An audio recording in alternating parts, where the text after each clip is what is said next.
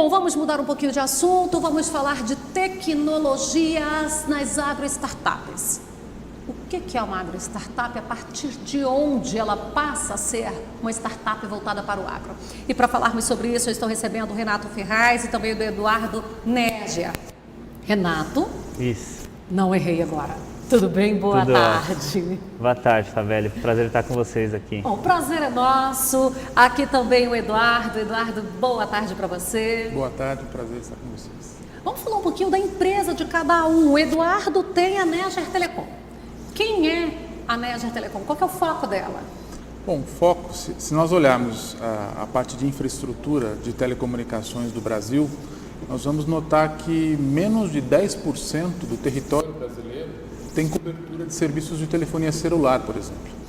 Então, o nosso foco é basicamente prover cobertura de telecomunicações e de internet, infraestrutura de telecomunicações para as áreas rurais e regiões remotas que não têm esse serviço. Isso pode ser feito de várias formas, com o uso de antenas que amplificam o sinal celular das torres mais próximas e com isso conseguem colocar esse sinal nas regiões onde esse sinal não está presente, num agronegócio, numa indústria, numa operação de mineração, ou serviços suplementares, como transmissão de dados, então rastreamento em tempo real de uma máquina agrícola.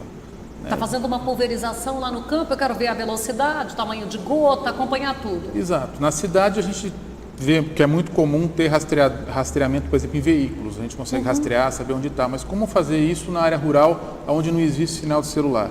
Então, soluções diferenciadas são necessárias para essas regiões, como, por exemplo, rastreadores baseados no sinal de satélite, que o sinal de satélite ele consegue chegar em regiões onde a cobertura celular não consegue. Então, basicamente, o nosso foco é na comunicação para essas regiões, porque isso é a base de toda a tecnologia. Quando nós falamos da tecnologia da informação e da comunicação, o acesso à internet e todos esses mecanismos que estão trazendo tecnologia para o campo, essencialmente, em algum ponto, a gente tem que estar conectado à internet, a gente tem que estar conectado a algum sistema de comunicação, senão nenhum desses dispositivos consegue funcionar. Então, o nosso foco é estar sempre construindo essa infraestrutura, estar provendo esse tipo de serviço para, a partir daí, o produtor conseguir fazer o desenvolvimento e o avanço tecnológico na sua aplicação. Daqui a pouquinho a gente fala mais sobre essa estrutura, sobre esse trabalho.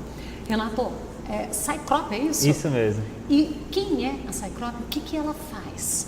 A Cycrop, ela basicamente, ela vem um passo depois do que o Eduardo acabou de falar aqui, né? O Eduardo trabalha na infraestrutura, provendo essa base de comunicação, e a gente entra numa parte posterior, que é quando o produtor começa a ter acesso a essa informação. Quando você traz comunicação, você começa a entender como o seu maquinário está no campo, você começa a entender como está a sua produtividade, você consegue comunicar com o campo de uma forma remota até às vezes.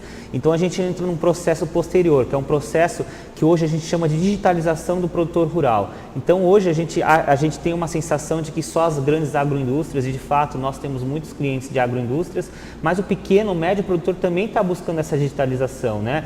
Isso vai desde você começar a ter, por exemplo, um aplicativo que você começa a ter seu gerenciamento logístico, seu gerenciamento de custos. E isso é engraçado, às vezes começa pelo gerenciamento de custos, às vezes é muito engraçado, o produtor rural, pequeno e médio produtor, e começa pela essa educação financeira também. Então a gente trabalha justamente com a digitalização. Hoje nós temos grandes sistemas, os sistemas hoje do nosso core são basicamente voltados a mapeamento climático. Então hoje a gente tem estações meteorológicas que se conectam à rede, por exemplo, de telefonia celular com amplificadores por exemplo, da Néger Telecom, ou às vezes via satélite, e essas estações meteorológicas começam a dar previsões em tempo real. Temos também, por exemplo, imagens de satélite, que a gente começa a ter mapeamento via índice vegetativo, onde o produtor rural consegue melhorar os seus custos aplicando, por exemplo, fazendo tratos nas regiões que realmente eles necessitam. E até o produtor que às vezes tem aquela necessidade de customizar uma operação dele. A gente vê muito produtor rural que tenta se adaptar a uma realidade do que as outras empresas empresas estão aí, então com RPs que já estão no mercado, sistemas que já estão no mercado, mas a operação agrícola ela é muito diferenciada. A gente vê até entre eles um produtor de soja, um pecuarista ou uma usina de cana, são operações do agro, mas elas se diferem muito na sua operação. Então, assim, não tem como você adaptar um sistema para um tipo de produtor rural. Então, já tem a diferença de nível de tamanho de produtor rural, mas também de cultivar. E a gente faz isso. A gente dá essa assessoria e a gente constrói esses sistemas personalizados para esses clientes. Então, basicamente, a gente trabalha com digitalização do produtor rural. Nós estamos falando de agro-startups e estamos falando dessa necessidade que o produtor rural tem. Eu achei bacana que já não sei mais qual dos dois foi quem disse, em relação, acho que foi você que falou, mas aí vamos falar aqui, o tamanho. Não tem tamanho de produtor ou de propriedade ou tipo de cultivo que tenha a necessidade da comunicação, que tenha a necessidade dessa tecnologia. Hoje, quando a gente fala de conectividade, a gente pode falar que isso está diretamente relacionado com a competitividade. Quer dizer, quem tem acesso à comunicação, quem tem acesso à informação, a uma banda larga de internet confiável, tem muito mais eficiência, seja na análise do clima, seja numa análise de consultoria, e até em situações mais simples, até do dia a dia, né? Como operar, ter uma operação agrícola, uma operação pecuária, se não é possível, por exemplo, emitir notas fiscais ou guias eletrônicas. Hoje em dia isso está tudo automatizado. Quer dizer, estar sem conexão significa que está com o negócio parado, né? Não só a questão da eficiência em si, mas isso impacta diretamente no próprio negócio. Sem ter um atendimento, por exemplo, de telefonia, sem ter um atendimento de conectividade em tempo real, isso afeta diretamente o faturamento das empresas. Por isso que as empresas hoje estão não só preocupadas com a conectividade pura e simples, mas muitas estão preocupadas com um plano B, já tem backup, então não basta ter apenas um único provedor, uma única forma de comunicação, mas ela tem que ter uma comunicação reserva, porque o impacto econômico de perder essa comunicação é tão grande que vale a pena ter essa redundância. Agora, socorro, se eu não tenho nenhuma, como que eu vou ter a reserva? É possível? Pois esse é o grande problema. O grande problema é que acaba esbarrando em custo.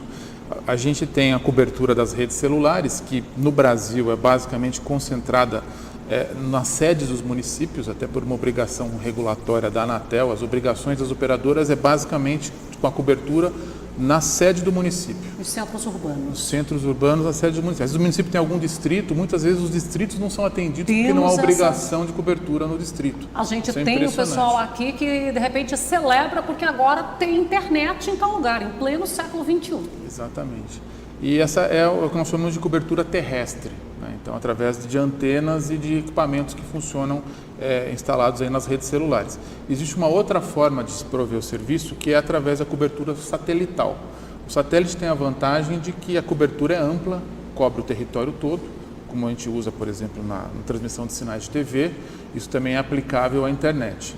O grande problema do satélite, em muitos casos, é a limitação de banda de velocidade e o custo, que ainda é um pouco alto para boa parte das aplicações. Mas uma configuração ideal teria que ter um mix entre essas duas aplicações, um pouco de comunicação terrestre, um pouco de comunicação via satélite, para se ter uma garantia de continuidade nesse serviço.